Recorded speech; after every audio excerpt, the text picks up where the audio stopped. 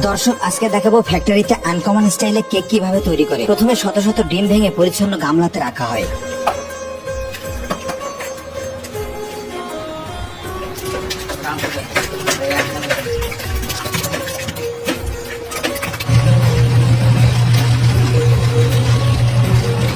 প্রথমে ড্রামে দেওয়া হলো ডিম, তারপর ফ্রেশ চিনি, চিনির পর একের পর এক দেওয়া হবে প্রয়োজনীয় মশলা। আমি নাম বলবো না মশলাগুলোর, যদি আপনি শিখে যান আপনারা বুঝে নেবেন কি কি দেওয়া হলো। আমি অ্যাকচুয়ালি এগুলোর নাম জানি না।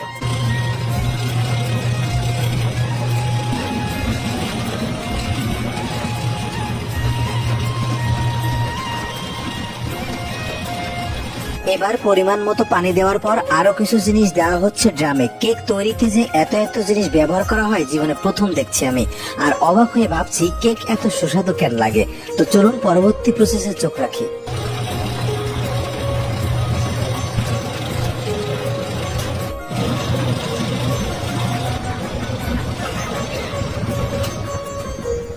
মেশিনে ফিনিশ করার পর ভেতরের যন্ত্রটা নামানো হলো, তারপর ড্রাম থেকে মাখনগুলো নামানো হচ্ছে বিশাল বড় কড়াইতে। খেয়াল করলাম কারখানার পরিবেশটি অসাধারণ।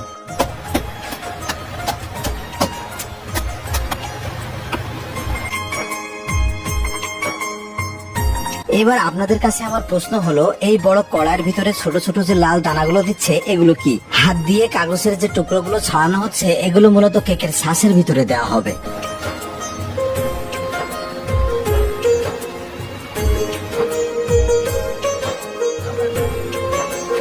এবার সেই আকর্ষণীয় কাঙ্ক্ষিত সেই মূল পর্ব, এবার ছাঁচের ভিতরে দেওয়া হচ্ছে কেকের সেই গোলা।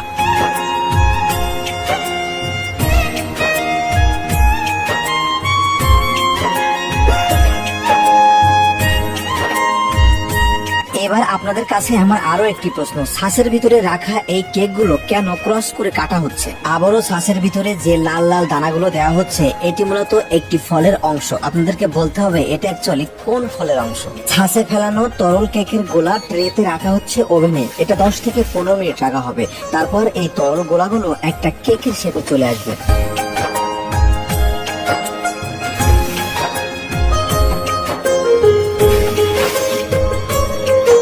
ওভেনের ভিতরে কেকগুলো ফুলে গেছে এবং 10 থেকে 15 মিনিট পার হওয়ার পর কেকগুলো এবার নিচে নামানো হচ্ছে।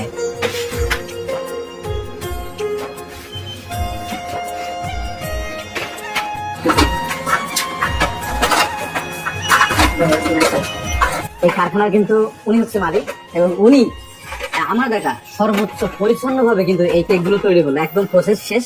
এবার এগুলো এবার প্যাকেট হবে। প্যাকেট হওয়ার পরে মোটামুটি মার্কেটে নিয়ে যাওয়ার জন্য প্রস্তুত হয়ে যাবে। ওভেন থেকে নামানো কেকগুলো প্রচন্ড গরম থাকে, সেজন্য কেকগুলো রাখা হচ্ছে একটি সুন্দর র্যাকে।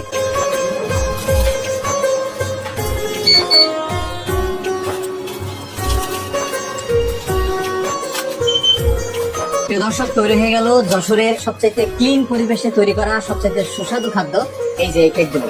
এই কেকের কিন্তু যশোরের ভিতরে প্রচুর পরিমাণ চাহিদা আছে এবং বিভিন্ন উপজেলাতে কিন্তু এই কেকগুলো যায়। আর কেকগুলো অ্যাকচুয়ালি আমার উপজেলাতে কেকগুলো মানুষ পায় না, খুব কমই যায়, এতটাই চাহিদা। মামার কেক সেই মজা। বাহ বাহ বাহ।